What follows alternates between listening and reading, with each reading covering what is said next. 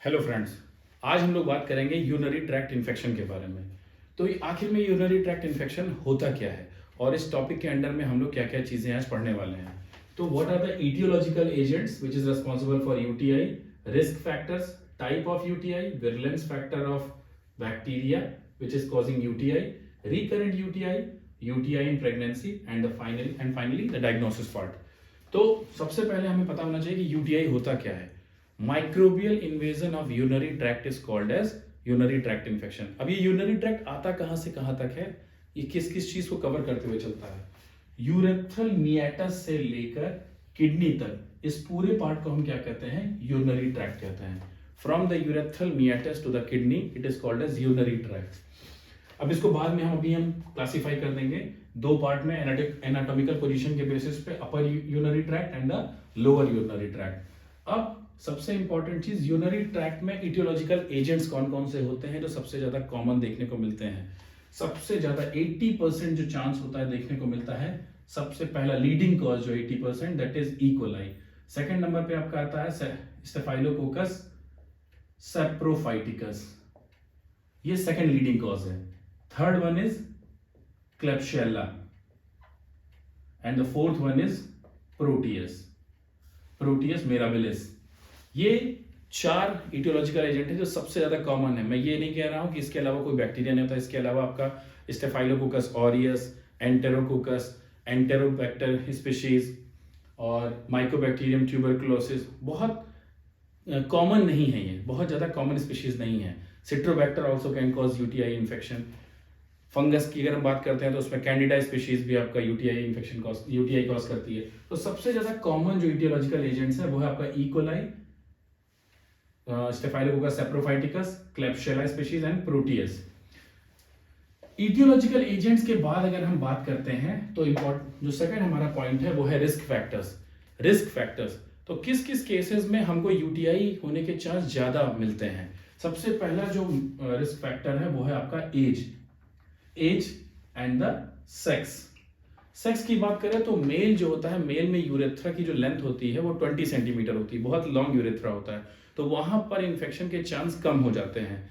और अगर हम बात करते हैं फीमेल्स की, तो फीमेल्स में जो यूरेथ्रा होती है उसका लेंथ जो होता है वो 5 सेंटीमीटर होता है and it's very close to the anus. Proximity of the urinary tract and the anus is very close in females, तो वहां पर चांस जो होते हैं यूरिनरी ट्रैक्ट इन्फेक्शन के चांस बढ़ जाते हैं, क्योंकि जीआई ट्रैक्ट के जो पैथोजन होते हैं, जो भी बैक्टीरिया आते हैं वो आपके यूरेथ्रा पर अटैच हो जाते हैं, यूरेथ्रल मियाटस पे, फिर वहां से असेंड करते हुए पहुंच जाते हैं यूरिनरी ट्रैक्ट में अंदर की तरफ। ब्लैडर में पहुंचेंगे तो सिस्टाइटिस इन्फेक्शन कॉज करेंगे, अगर ऊपर असेंड कर जाता है तो किडनी में जाकर पाइलोनेफ्राइटिस कॉज करेगा। तो इसीलिए सेक्स वाइज अगर देखा जाए तो फीमेल्स में इन्फेक्शन ज्यादा देखने को मिलता है कंपेयर टू मेल। फीमेल्स में इन्फेक्शन ज्यादा देखने को मिलता है।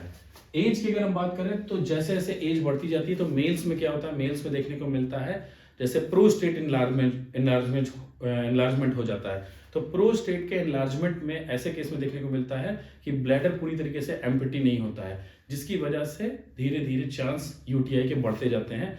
कभी कभी परसिस्टेंट यूटीआई और या फिर रिकरेंट यूटीआई देखने को मिलता है ओल्ड एज के केस में।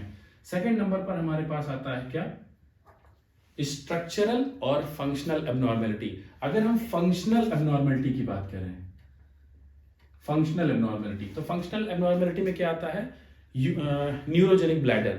अगर ब्लैडर पे कंट्रोल खत्म होने लगता है या डिक्रीज होने लगता है, किस केसेस में देखने को मिलता है, अगर कहीं पर स्पाइनल कॉर्ड इंजरी हुई हो जैसे कि पैराप्लेजिया या फिर स्पाइना बाइफिडा, मल्टीपल स्क्लेरोसिस, ऐसे केसेस में न्यूरोजेनिक ब्लैडर देखने को मिलता है। वहां पर ब्लैडर की एम्पटिंग पूरी तरीके से प्रॉपर नहीं होती है, जिसकी वजह से जो रेजिडुअल वॉल्यूम होता है ब्लैडर में वो बढ़ जाता है, it is more than 2 to 3 ml, जिसकी वजह से ये बढ़ते बढ़ते बढ़ते बढ़ते फाइनली क्या करता है कि आपका रिकरेंट यूटीआई देखने को मिलता है फंक्शनल एबनॉर्मेलिटी में।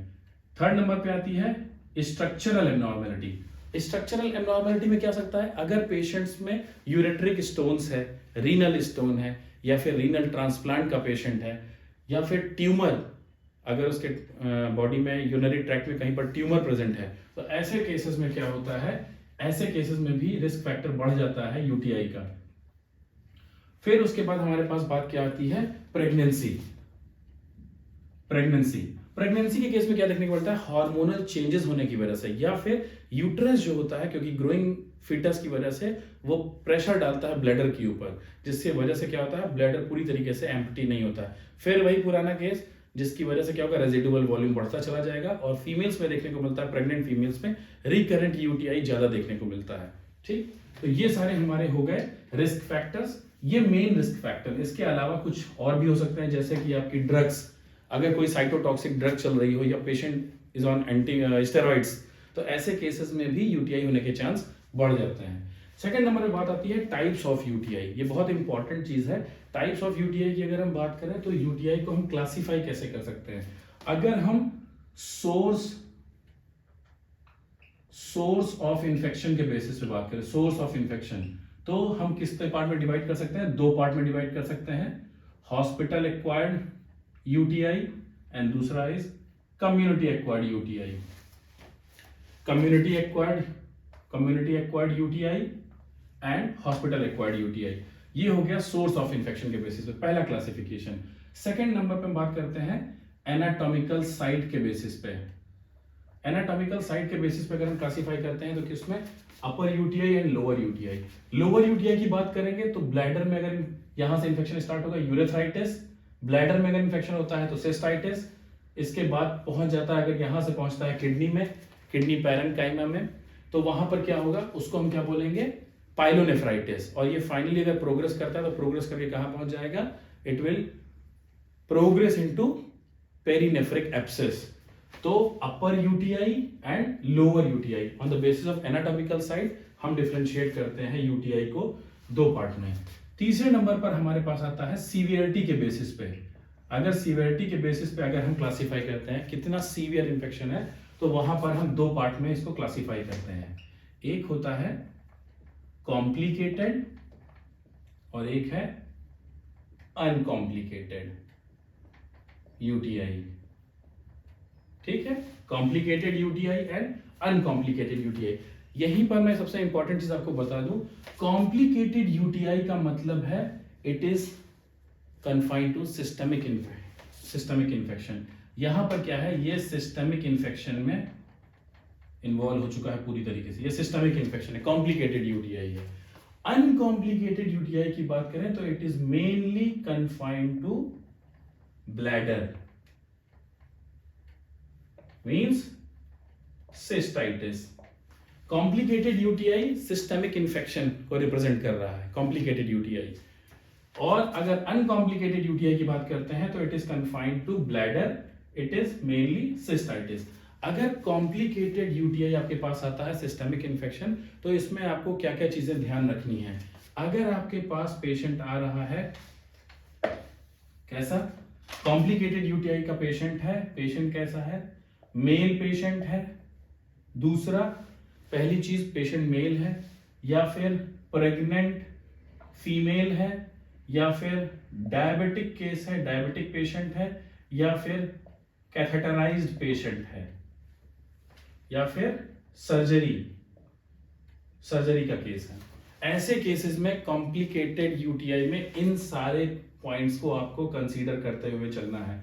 अगर पेशेंट मेल पेशेंट है, प्रेग्नेंट है, फीमेल है, डायबिटिक पेशेंट है, कैथेटराइज्ड पेशेंट है, या फिर पोस्ट सर्जरी के बाद उसको यूटीआई होने के चांस हो रहा है, तो यानी कि ये सिस्टमिक इन्फेक्शन में कन्वर्ट हो चुका है, ये पूरे सिस्टम को कवर करते हुए चल रहा है। और ये इसको हम किसके अंडर में रखते हैं, सीवियरिटी में कॉम्प्लिकेटेड यूटीआई के अंडर में रखते हैं। अनकॉम्प्लिकेटेड के केस में मैंने बता दिया, अनकॉम्प्लिकेटेड का मतलब है it is mainly confined to bladder, वो केवल ब्लैडर तक ही सीमित है अनकॉम्प्लिकेटेड केस। कॉम्प्लिकेटेड वाले में आपको 5 पॉइंट याद रखने हैं, वो मैंने आपको बता दिए। फिर उसके बाद एक आता है आपका प्रेजेंटेशन के बेसिस पे। प्रेजेंटेशन के बेसिस पे हम कैसे डिफरेंशिएट कर सकते हैं, दो तरह से प्रेजेंटेशन हो सकती है। एक हो सकता है एसिम्प्टोमेटिक और एक हो सकता है सिम्प्टोमेटिक। अभी मैं आपको सिम्टम्स बताता हूं, अपर यूटीआई के लोअर यूटीआई के सिम्टम्स क्या क्या होते हैं।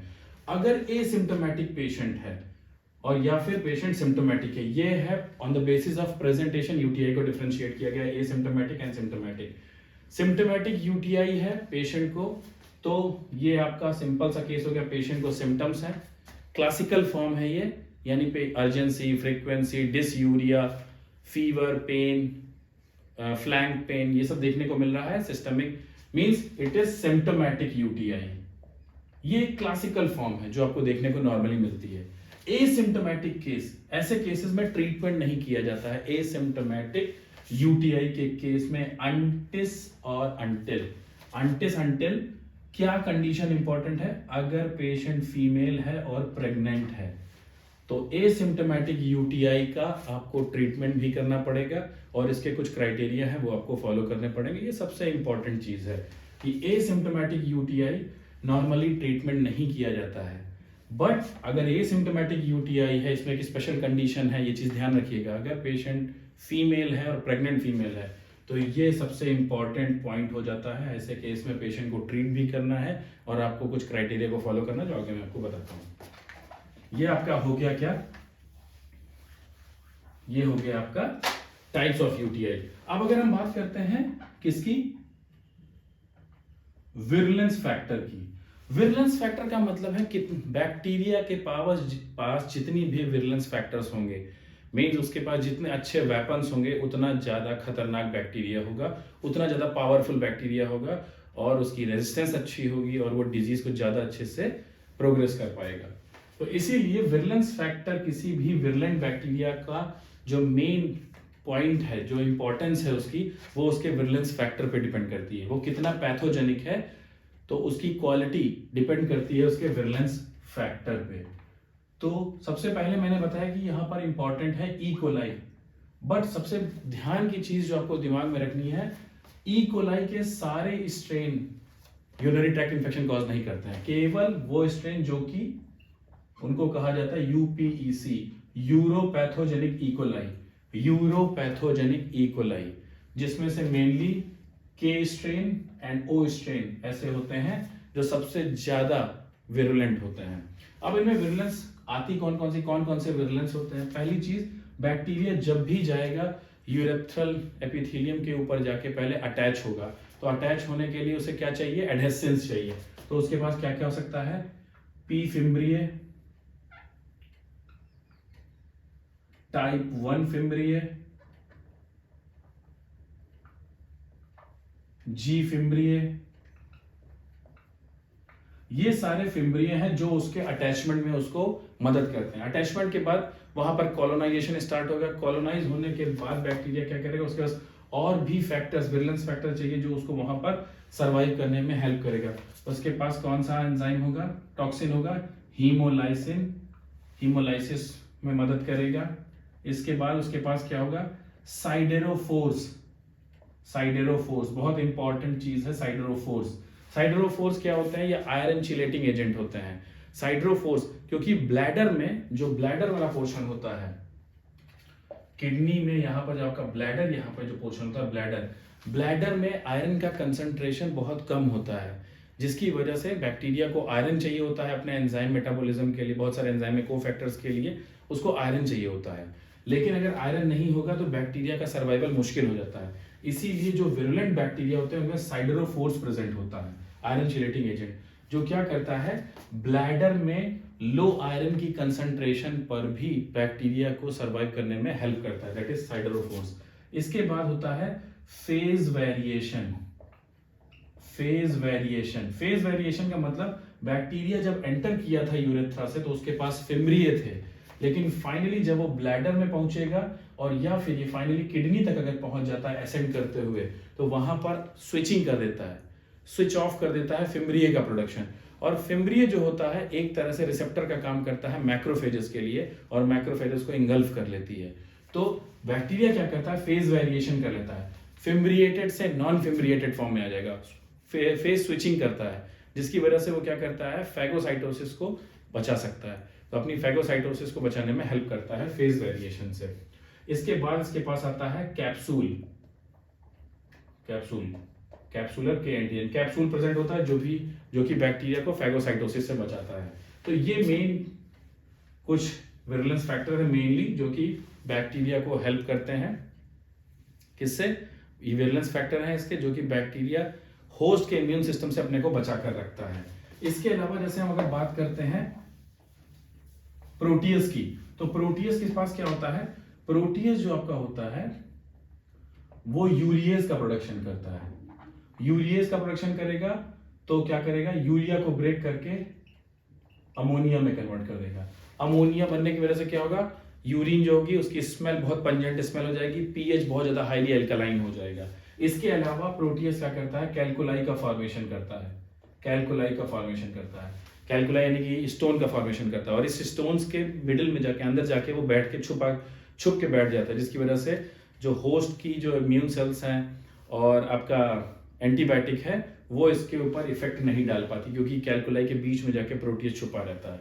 तो ये सारे विरुलेंस फैक्टर हैं जो बैक्टीरिया को हेल्प करते हैं, होस्ट की बॉडी में अपने सर्वाइवल के लिए हेल्प करते हैं। विरुलेंस फैक्टर भी हो गया। अब हमारे पास आता है रिकरेंट यूटीआई। रिकरेंट यूटीआई क्या होता है, रिकरेंट यूटीआई के नाम से ही पता चल रहा है यूटीआई बार बार हो रहा है। रिकरेंट यूटीआई होने के बहुत सारे चीजें हो सकती हैं। अगर स्ट्रक्चरल एबनॉर्मेलिटी, जैसे कि मैंने पहले बताया, स्ट्रक्चरल एबनॉर्मेलिटी हो या फिर फंक्शनल एबनॉर्मेलिटी हो, जैसा कुछ केसेस में कंजेनाइटल डिफेक्ट देखने को मिलता है, जहां पर आपके पास आता है vesico ureteral valve defect, vesico ureteral valve defect. अब जो आपका किडनी है, किडनी के पास से ये हमारा ब्लैडर, यहां से हमारा यूरेथ्रा आ गया, तो ये जो यूरेटर होता है, यूरेटर से यूरिन फाइनली पास होके ब्लैडर और ब्लैडर से फिर फाइनली निकल के चला जाता है आपका यूरेथ्रा से पास हो जाता है। तो वेसाइको यूरेट्रल रिफ्लेक्स में क्या होता है कि यहाँ पर वॉल्व होते हैं जो ब्लैडर से यूरिन को केवल इस डायरेक्शन में यूनिडायरेक्शनल फ्लो में हेल्प करते हैं। ये बैक रिफ्लेक्स नहीं हो सकता है, बट अगर ये वॉल्व प्रॉपर काम नहीं कर रहे हैं, जैसा कि देखने को मिलता है वेसाइको यूरेट्रल वॉल्व डिफेक्ट में, तो रिगर्जिटेट होके वापस यूरिन किडनी में पहुंच जाएगा। तो अगर यहाँ पर ब्लैडर में कोई इंफेक्शन है तो वो फाइनली पहुंच जाएगा कहां पर, किडनी में, अगर ये डिफेक्ट देखने को मिलता है, कंजेनिटल डिफेक्ट देखने को मिलता है तो इसीलिए ऐसे केसेस में भी, ऐसे केसेस कंजेनिटल डिफेक्ट के केस में बच्चों में देखने को मिलता है, जो बच्चे होते हैं उनमें, छोटे बच्चों में, इन्फेंट्स में देखने को मिलता है। अगर ये डिफेक्ट है उनमें तो क्या देखने को मिलता है, रिकरेंट यूटीआई। दूसरा, प्रेगनेंसी के केस में भी मैंने पहले ही बता चुके हैं, प्रेगनेंसी के केस में भी रिकरेंट यूटीआई देखने को मिलता है। या फिर पेशेंट डायबिटीज है और अगर डायबिटीज प्रोग्रेस करता जा रहा है, अगर उसकी ट्रीटमेंट प्रॉपर नहीं हो रहा है, तो ऐसे केसेस में क्या होता है, डायबिटिक न्यूरोपैथी होगी। डायबिटिक न्यूरोपैथी में क्या होगा, फिर ब्लैडर पे कंट्रोल कम हो जाएगा, ब्लैडर में रेजिडुअल वॉल्यूम बढ़ने लगेगा, जिसकी वजह से फाइनली यूरिन का फ्लो प्रॉपर नहीं रहेगा और यूरिन ब्लैडर में इन्फेक्शन, कंटामिनेशन, इन्फेक्शन, इन्फ्लामेशन बढ़ता जाएगा और फाइनली सिस्टाइटिस। अगर ये यहीं तक सीमित हो गया तब तो कोई बात नहीं, अगर ये बढ़ते हुए अपर यूटीआई में पहुंच गया तो पाइलोनेफ्राइटिस होने के चांस बढ़ जाते हैं। तो ऐसे केसेस में, प्रेगनेंसी के केस में, डायबिटीज के केस में, वेसाइको यूट्रल कंजेनाइटल डिफेक्ट के केस में, प्रोस्टेटाइटिस के केस में, ओल्ड एज के केस में, प्रोस्टेट का जब इनलार्जमेंट हो जाता है, तो ऐसे केस में रिकरेंट यूटीआई ज्यादा देखने को मिलता है। रिकरेंट जो यूटीआई होता है उसकी डेफिनेशन क्या कहती है, अगर यूटीआई का episode, if it is more than 2 or 2 within 6 months, if UTI episode is 2 or more than 2 within 6 months, पहली डेफिनेशन ये कहती है, और if UTI episode is 3 or more than 3 within 1 year, ये दो डेफिनेशन है। अगर यूटीआई 2 या 2 से ज्यादा एपिसोड देखने को मिल रहा है 6 महीने के अंदर, या फिर यूटीआई 3 या 3 से ज्यादा एपिसोड 1 साल के अंदर देखने को मिल रहा है, तो इस कंडीशन को हम कहते हैं रिकरेंट यूटीआई। किस वजह से रिकरेंट यूटीआई होता है ये मैंने पहले ही आपको बता दिया है, इसका एक्सप्लेनेशन दे दिया है। अब हमारे पास क्या आता है, यूटीआई इन प्रेगनेंसी। मैंने पहले बताया प्रेगनेंसी के केस में जैसा कि क्या देखने को मिलता है, सिम्टोमेटिक एंड एसिम्टोमेटिक। वैसे प्रेगनेंसी में दो तरह से देखने को मिलता है, या तो होगा सिम्टोमेटिक और या फिर एसिम्टोमेटिक। सिम्टोमेटिक तो सिंपल सी बात है, आपको समझ में आ रहा है, पेशेंट में सिम्टम्स भी आ रहे हैं, यूरिन एनालिसिस किया, यूरिन कल्चर किया, तो आपको बैक्टीरिया भी देखने को मिल रहा है 10 टू की पावर CFU या मोर देन 10 टू की पावर 5 CFU पर ml बैक्टीरिया देखने को मिल रहा है, यूरिन एनालिसिस किया, प्लस पेशेंट को क्लासिकल सिम्टम्स भी urgency, frequency, dysuria, flank pain, fever spike देखने को मिल रहा है। इसका मतलब आप बता सकते हो कि ये सिम्टोमेटिक यूटीआई है। बट अगर प्रेगनेंसी में अगर ऐसा केस देखने को मिलता है जहां पर पेशेंट में कोई भी सिम्टम देखने को नहीं मिल रहे हैं, तो ये बहुत ही ज्यादा टेंशन वाली कंडीशन बन जाती है, क्योंकि फीमेल्स में कोई सिम्टम तो आ नहीं रहे हैं। प्रॉब्लम किस बात की? क्योंकि प्रेग्नेंट फीमेल है, फिटस उसके यूट्रस में है, तो ऐसी कंडीशन में फीमेल प्लस बच्चे दोनों पर ही बहुत हार्मफुल इफेक्ट पड़ सकता है, इसीलिए इसकी डायग्नोसिस बहुत जरूरी है। तो ऐसे केस में स्क्रीनिंग हमेशा की जाती है फर्स्ट ट्राइमेस्टर में। जितनी भी प्रेग्नेंट फीमेल है फर्स्ट ट्राइमेस्टर में स्क्रीनिंग मस्ट है ऑल फीमेल्स की जो कि प्रेग्नेंट है। फर्स्ट ट्राइमेस्टर में सबकी स्क्रीनिंग बहुत जरूरी है। अगर ये स्क्रीनिंग नहीं की जाती है और ये इन्फेक्शन सिस्टाइटिस से है या फिर सिस्टाइटिस से प्रोग्रेस करके ऊपर चला गया अपर यूटीआई में और इसने पाइलोनेफ्राइटिस कॉज की, तो इसकी वजह से क्या हो सकता है? फिटस पे भी इसका हार्मफुल इफेक्ट पड़ सकता है, मदर पे और फिटस दोनों पे। इसीलिए फर्स्ट ट्राइमेस्टर में स्क्रीनिंग सबसे इंपॉर्टेंट है, होनी कंपलसरी है। स्क्रीनिंग में क्या क्या हम कर सकते हैं? पहला, urine analysis and the second one is urine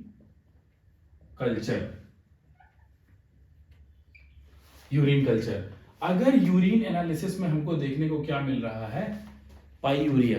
अगर पस सेल हमें दिखाई पड़ रही है, पस सेल कितनी? 5 और मोर देन 5 पर हाई पावर फील्ड में हमको पस सेल्स दिखाई पड़ रही हैं, it means it is significant pyuria है। एसिम्प्टोमेटिक की हम बात कर रहे हैं।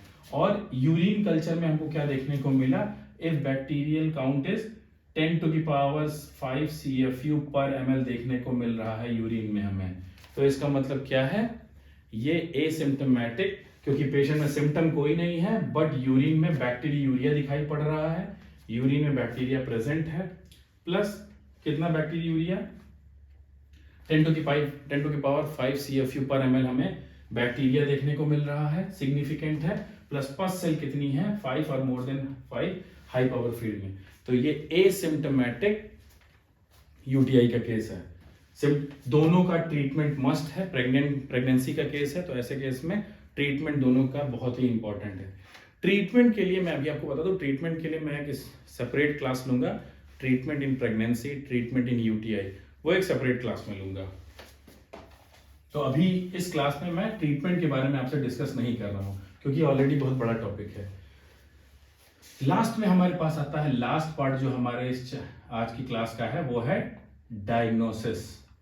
डायग्नोसिस में माइक्रोबायोलॉजिकल पॉइंट ऑफ व्यू से अगर हम देखते हैं तो सबसे पहले इंपॉर्टेंट क्या है? सैंपल आपके पास क्या होना चाहिए? सिंपल सी बात है, सैंपल हमारे पास यूरिन ही होगा। यूरिन में भी कैसे कैसे हम यूरिन का सैंपल ले सकते हैं? सबसे इंपॉर्टेंट है MSU, mid stream clean catch urine.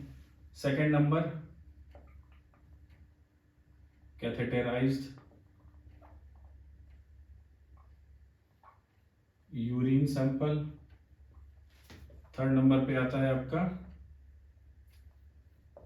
सुप्रा प्यूबिक एस्पायरेट। कैथेटराइज्ड, अगर पेशेंट को कैथेटर लगा हुआ है तो हम कैथेटराइज्ड यूरिन सैंपल भी ले सकते हैं। कैसे लेते हैं वो भी मैं बताता हूं। मिड स्ट्रीम सबसे कॉमन, सबसे इंपॉर्टेंट जो सैंपल लिया जाता है वो है mid stream clean catch mid stream urine sample, catheter sample, supra pubic aspirate. कुछ अनकॉमन सैंपल भी है, जैसे आता है प्रोस्टैटिक मसाज सैंपल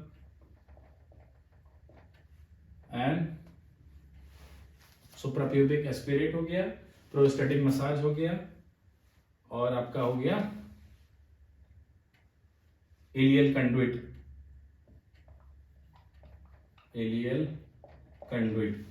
ये सारे सैंपल जो हैं आपके, या फिर एक और चीज कही जाती है सिस्टोस्कोपी। जो सबसे पहले 3 मैंने सैंपल बताए, ये सबसे ज्यादा इंपॉर्टेंट है, यही सबसे ज्यादा पूछे भी जाते हैं और यही इस समय कॉमनली यूज भी किए जाते हैं। ये सारे सैंपल बहुत बहुत कम अब यूज होते हैं, बहुत ज्यादा नहीं देखने को मिलते हैं। तो ये मेन है clean cath mid stream urine sample, catheterize straight catheter urine sample, suprapubic aspirate, ये 3 आपको याद होने ही होने चाहिए। मिड स्ट्रीम यूरिन सैंपल का पूरा एक प्रोसीजर है, उसके लिए सेपरेट क्लास हो सकती है यूरिन सैंपल कलेक्शन की।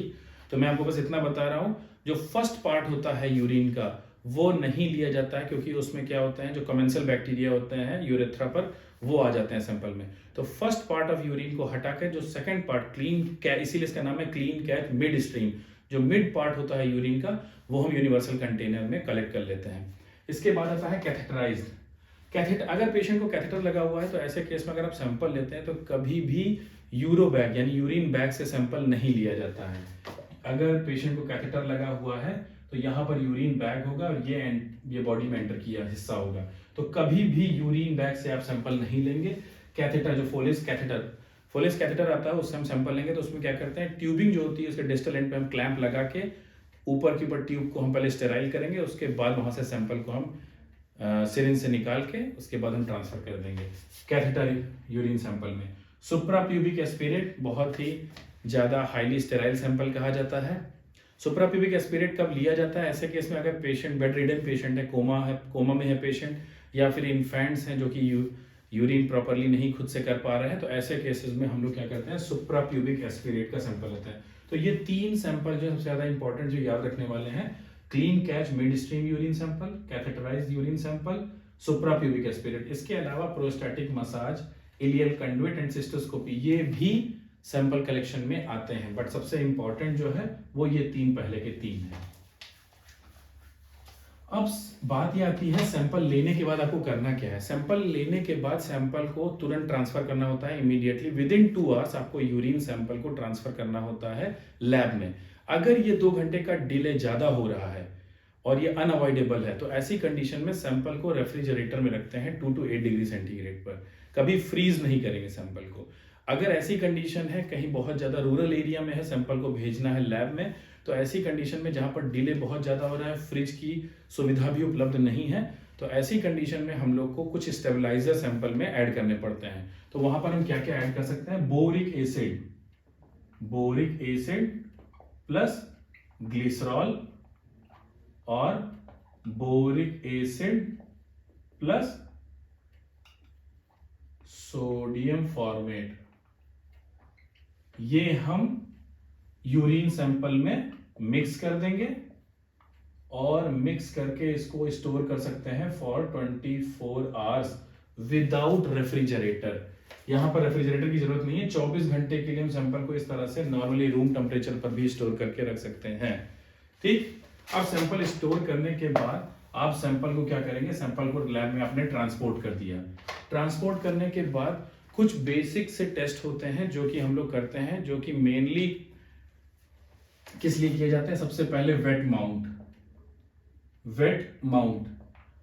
माउंट यूरिन का 1 ड्रॉप सैंपल लेके हम सीधे वेट माउंट करते हैं।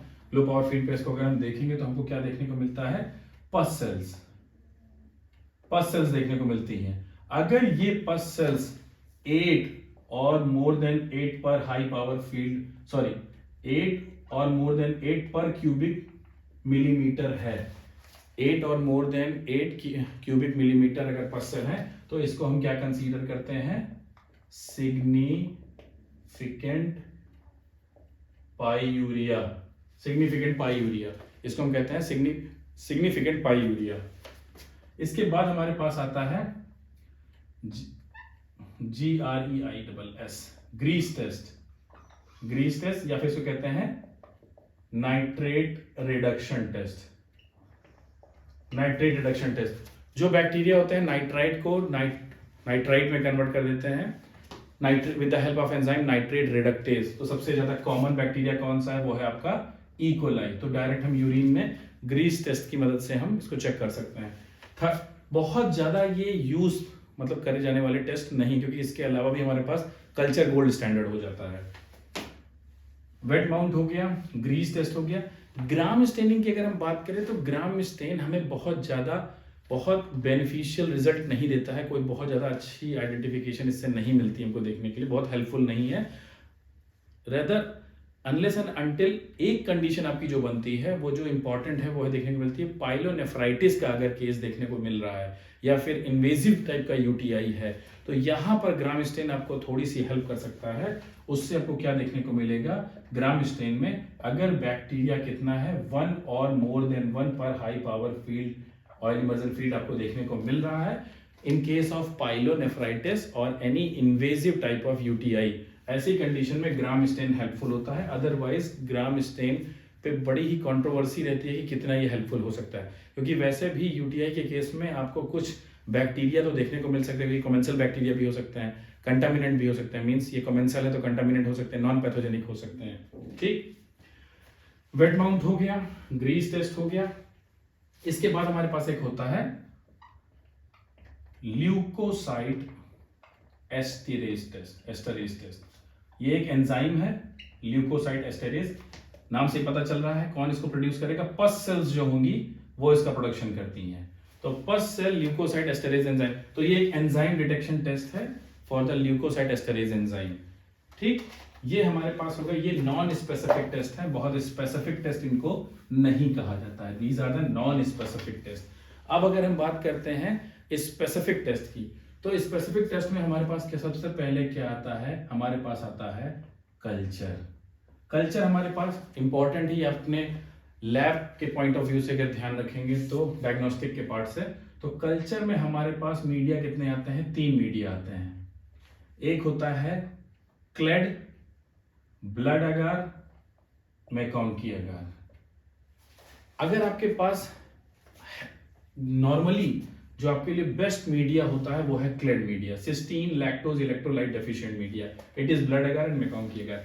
ब्लड अगार के साथ प्रॉब्लम क्या है, 5% शीप ब्लड अगार अगर आप यूज करते हो तो क्या होता है कि प्रोटियस, अगर प्रोटियस नॉन पैथोजेनिक है और कहीं से कंटामिनेशन के फॉर्म में आ गया, और क्योंकि ये स्वार्मिंग करता है, प्रोटियस क्या करता है, स्वार्मिंग करता है। स्वार्मिंग किस तरह से करेगा, प्रोटियस स्वार्मिंग करता है। तो स्वार्मिंग के अंदर, अगर स्वार्मिंग के नीचे अगर सबमर्ज्ड कॉलोनी में कोई पैथोजेनिक बैक्टीरिया होगा तो आप उसको सब कल्चर नहीं कर पाओगे, ना उसको रिपोर्ट कर पाओगे, क्योंकि जहां से भी आप कल्चर को पिक करोगे प्रोटियस की कॉलोनी हमेशा वहां पर आपको प्लस में मिल जाएगी, ना चाहते हुए भी, अनवांटेड। तो प्रोटियस अगर कंटामिनेंट है और इसके नीचे अगर हमारे पास कोई भी पैथोजेनिक बैक्टीरिया है तो उसको हम सब कल्चर नहीं कर पाएंगे, क्योंकि प्रोटियस ने पूरी तरीके से स्वार्मिंग कर रखी है। तो स्वार्मिंग को अवॉइड करने के लिए हम लोग क्या यूज करते हैं, CLED media, cystine lactose electrolyte deficient. Electrolyte की डेफिशिएंसी होने की वजह से प्रोटियस इसमें स्वार्मिंग नहीं कर पाता है, इसीलिए हम लोग क्लेड मीडिया ज्यादा यूज करते हैं। ब्लड अगार की प्रॉब्लम यहाँ पे खत्म हो गई। मैकॉन्की अगार की खास बात क्या है, मैकॉन्की अगार मेनली किस तरह का मीडिया है, डिफरेंशियल मीडिया है, और ये एक तरह से सेलेक्टिव मीडिया भी है, क्योंकि ये ग्राम निगेटिव की ग्रोथ को इनहेंस करता है, ग्राम पॉजिटिव की ग्रोथ सप्रेस हो जाती है। तो इसीलिए हमें ऐसा मीडिया चाहिए जिसपे ग्राम पॉजिटिव ग्राम निगेटिव दोनों ग्रो कर सकें। तो क्लेड मीडिया सबसे बेस्ट मीडिया कहा जाता है। इसमें लैक्टोज भी प्रेजेंट है, लाइट ग्रीन कलर का मीडिया होता है, तो इसके बेसिस पे हम lactose fermenting bacteria, non lactose fermenting दोनों को डिफरेंशिएट कर सकते हैं क्लेड मीडिया पे, प्लस जीपीसी जीएनबी दोनों इस पे ग्रो कर सकता है। तीसरी खास बात, प्रोटियस की स्वार्मिंग इनहिबिट हो जाती है। तो हम क्लेड मीडिया मोस्टली हम लोग क्लेड मीडिया ही यूज करते हैं, ज्यादातर इस समय सारी डायग्नोस्टिक लैब में क्लेड मीडिया ही यूज किया जाता है। इसके बाद कल्चर हमारे पास हो गया। कल्चर होने के बाद अब बात आती है, जब कल्चर हमारे पास होता है तो कितना काउंट को आप कब सिग्निफिकेंट बैक्टीरियूरिया कहोगे, कब कहोगे कि सिग्निफिकेंट बैक्टीरियूरिया है, इस क्राइटेरिया को हम कहते हैं कास मेथड, कास क्राइटेरिया इसको कहा जाता है। कास क्राइटेरिया, कास क्राइटेरिया क्या कहता है, अगर काउंट 10 टू की पावर 5 और मोर देन 10 टू की पावर 5 CFU पर ml है यूरिन में, इस काउंट को हम कहते हैं क्या, सिग्निफिकेंट बैक्टीरियूरिया। ये सिग्निफिकेंट बैक्टीरियूरिया है, ये पहली कंडीशन है, it is significant, this is significant. Second number पे आती है, अगर कॉलोनी कितनी है आपकी 10 टू की पावर 5, 10 टू की पावर 4 टू रेंज 10 टू की पावर 4 टू 5 CFU पर ml है, तो ये थोड़ा डाउटफुल केस है। काउंट 5 से नीचे है, 4 के ऊपर है, तो ये बड़ा डाउटफुल केस होता है। ऐसी कंडीशन में कुछ नहीं करना है, आपको सैंपल को रिपीट कर देना है या फिर क्लिनिकल हिस्ट्री, पेशेंट की क्लिनिकल कंडीशन देख के आपको रिपोर्टिंग करनी पड़ेगी, तो क्लिनिकली आपको कोरिलेट करना पड़ेगा। थर्ड कंडीशन ऐसी आती है जिसमें काउंट जो है it is less than 10 to की पावर 4। अगर काउंट लेस देन 10 टू की पावर 4 CFU पर ml चल रहा है, या फिर कभी कभी ऐसा भी देखने को मिलता है count is less than 10 to की पावर 3 CFU पर ml। ये आपको मेनली कब देखने को मिलता है, अगर पेशेंट को कैथेटर लगा हुआ है, कैथेटराइज्ड पेशेंट है, तो वहां पर काउंट लेस देन 10 टू की पावर 3 CFU भी देखने को मिलता है। अगर ये कंडीशन अगर आपको देखने को मिल रही है 10 टू की पावर 4 से काउंट कम है, तो ये कहां कहां देखने को मिलेगा। पहली कंडीशन, अगर सुप्राप्यूबिक एस्पिरेट का सैंपल है, वहां पर काउंट हमेशा लो मिलेगा, बैक्टीरिया का काउंट लो मिलेगा, आपको कंसीडर करना है, इसको नेग्लेक्ट नहीं करना है। सेकंड नंबर, अगर पाइलोनेफ्राइटिस का केस है, पाइलोनेफ्राइटिस का केस है। तीसरा, patient is on antibiotics, and चौथा इज कैथेटराइज्ड पेशेंट। कैथेटराइज्ड पेशेंट के केस में अगर काउंट लेस देन 10 टू की पावर 3 भी मिल रहा है, तब भी आपको उसको कंसीडर करते हुए चलना है, लेकिन उसके साथ साथ क्या देखना है कि क्लिनिकल कंडीशन, सिम्टोमेटिक कंडीशन क्या है, पेशेंट का सिम्टम क्या क्या देखने को मिल रहे हैं, ये चीज कंसीडर करते हुए आपको ये काउंट देना है। इसको हम लोग कहते हैं Kass criteria, it is called as Kass method और कास क्राइटेरिया, जिसके बेसिस में हम सिग्निफिकेंट बैक्टीरिया देते हैं। अब अपर और लोअर यूटीआई, इसके केस में अगर हम सिम्टम के बेसिस पर डिफरेंस देखें, तो सबसे पहले अगर हम बात करते हैं सिस्टाइटिस की, तो सिस्टाइटिस में आपको क्या देखने को मिलेगा। सिस्टाइटिस क्योंकि कहां का केस है, लोअर यूटीआई का केस है, लोअर यूटीआई का, तो यहां पर क्या देखने को मिलेगा, फ्रीक्वेंसी, अर्जेंसी एंड डिसयूरिया। खास बात क्या है सिस्टाइटिस में, फीवर कभी नहीं होगा, नो फीवर, और चौथी इंपॉर्टेंट बात, सुप्राप्यूबिक पेन, ये सिस्टाइटिस के इंपॉर्टेंट फीचर हैं। लोअर यूटीआई का केस है सिस्टाइटिस का। इसके बाद हमारे पास क्या आता है, यूरेथ्राइटिस। यूरेथ्राइटिस नॉर्मली क्या आता है, सेक्सुअली ट्रांसमिटेड डिजीज की तरह है। इसमें दो चीजें आ सकती हैं, क्या, एक हो सकता है क्लेमाइडिया और गोनोरिया, ये दोनों हो सकते हैं यूरेथ्राइटिस के केस में, या तो क्लेमाइडिया का इन्फेक्शन हो सकता है या गोनोरिया का इन्फेक्शन हो सकता है यूरेथ्राइटिस। इसमें हमको क्या देखने को मिलेगा, सेम वही, frequency, urgency and dysuria, plus यहां पे भी कोई फीवर नहीं था, यहां पे भी कोई फीवर नहीं है, यहां पे सुप्राप्यूबिक पेन है, यहां पे सुप्राप्यूबिक पेन नहीं है। यहां पर क्या चीज ऐड हो जाती है, अगर क्लेमाइडिया का इन्फेक्शन है तो डिस्चार्ज होगा। यूरेथ्राइटिस के केस में डिस्चार्ज जरूर देखने को मिलेगा, डिस्चार्ज। अगर क्लेमाइडिया है तो वाइट डिस्चार्ज होगा, और अगर गोनोरिया है तो येलो थिक डिस्चार्ज होगा। गोनोरिया है तो थिक डिस्चार्ज, यानी यूरेथ्राइटिस वो भी लोअर यूटीआई का केस है। यहां पर frequency, urgency, dysuria, no fever, no suprapubic pain, but discharge जरूर देखने को मिलेगा यूरेथ्राइटिस में। या तो उसका कॉजेटिव एजेंट क्लेमाइडिया हो सकता है या फिर गोनोरिया। अगर गोनोरिया है तो डिस्चार्ज कैसा होगा, येलो होगा, थिक होगा। क्लेमाइडिया है तो कैसा देखने को मिलेगा डिस्चार्ज, व्हाइट होगा डिस्चार्ज, ठीक। इसके बाद आता है हमारे पास पाइलोनेफ्राइटिस। पाइलोनेफ्राइटिस किसका केस है, अपर यूटीआई का केस है। सिस्टाइटिस, यूरेथ्राइटिस लोअर यूटीआई का केस है। पाइलोनेफ्राइटिस किसका केस है, अपर यूटीआई का केस है, यानी कि किडनी का पैरेन्काइमा जो है वो पूरी तरीके से इन्फ्लेम्ड होता चला जा रहा है, डैमेज होता चला जा रहा है। पाइलोनेफ्राइटिस में आपको क्या सिम्टम देखने को मिलेंगे, frequency, urgency, dysuria means burning मैक्चुरेशन होगा। फ्रीक्वेंसी, कई बार बाथरूम जाना पड़ेगा। अर्जेंसी, कंट्रोल नहीं रहता है यूरिन पे, बार कंट्रोल नहीं रहेगा यूरिन पे, अर्जेंसी तुरंत जाने का मन होगा, frequency, urgency, dysuria, burning micturition during the micturition. इसके साथ क्या चीज देखने को मिलेगा, फ्लैंक पेन या फिर लॉइन पेन, पीछे की तरफ पेन आपको दिखाई पड़ेगा, flank pain, loin pain, plus spiking fever spikes, high fever spike देखने को मिलेगा, हाई फीवर स्पाइक्स देखने को मिलेगा, परसिस्टेंट फीवर रहेगा। ये आपका पाइलोनेफ्राइटिस का केस है। सिस्टाइटिस में कोई फीवर नहीं है, सुप्राप्यूबिक पेन। यूरेथ्राइटिस में जो कॉमन फीचर इंपॉर्टेंट है वो है डिस्चार्ज। पाइलोनेफ्राइटिस में क्या है, flank pain and most important is fever, consistent persistent fever बना रहेगा। अब एक चीज जो मैंने आपको बताई थी लास्ट, पाइलोनेफ्राइटिस का ट्रीटमेंट किया जा रहा है पेशेंट का, एंटीबायोटिक दी जा रही है, लेकिन एंटीबायोटिक देने के बावजूद पेशेंट की रिकवरी नहीं हो रही है। इसका मतलब क्या हो गया है, patient is progress into perinephric abscess. Patient pyelonephritis से पेरीनेफ्रिक एब्सेस की तरफ मूव कर चुका है।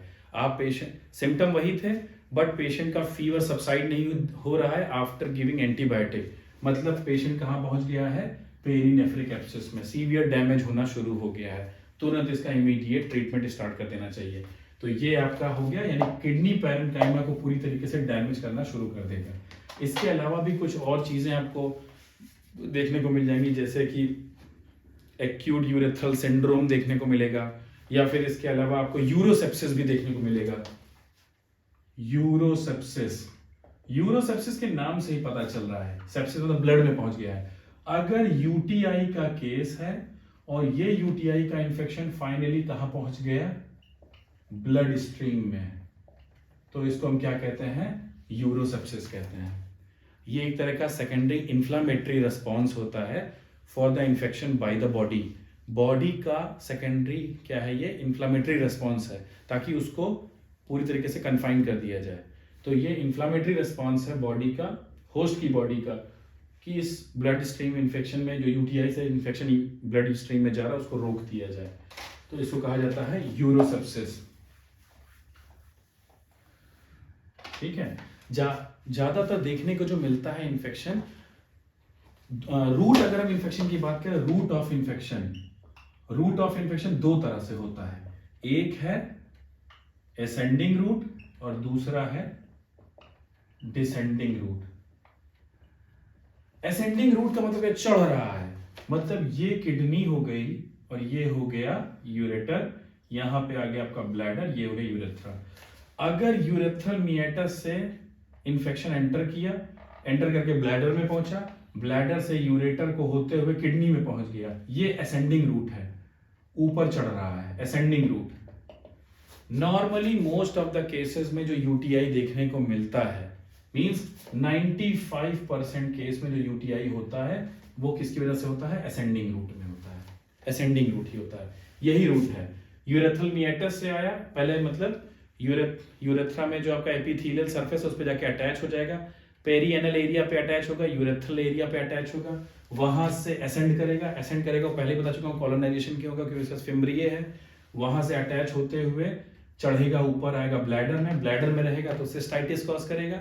अगर सिस्टाइटिस काफी लंबे समय तक है, यूरिन फ्लश आउट बाहर नहीं हो रहा है, ब्लैडर में रेजिडुअल वॉल्यूम बढ़ा हुआ है, फाइनली क्या होगा, यहाँ पर इंफेक्शन बढ़ता चला जाएगा। और अगर इस यूरेटर में प्रॉब्लम हो रही है, वेसाइको यूरेट्रल रिफ्लक्स की प्रॉब्लम हो गई, या फिर कहीं पर स्टोन की प्रॉब्लम हो गई, उसकी वजह से बैक्टीरिया फाइनली क्या करेगा, यूरिन की स्टेसिस होने लगेगी, और यूरिन की स्टेसिस यूरेटर में होते हुए बैक्टीरिया यूरेटर से होते हुए किडनी में पहुंच जाएगा और किडनी पैरेन्काइमा को डैमेज करना शुरू कर देगा, जिससे क्या हो जाएगा, पाइलोनेफ्राइटिस हो जाएगा। ये हो गया असेंडिंग रूट। सेकंड नंबर पे होता है डिसेंडिंग रूट।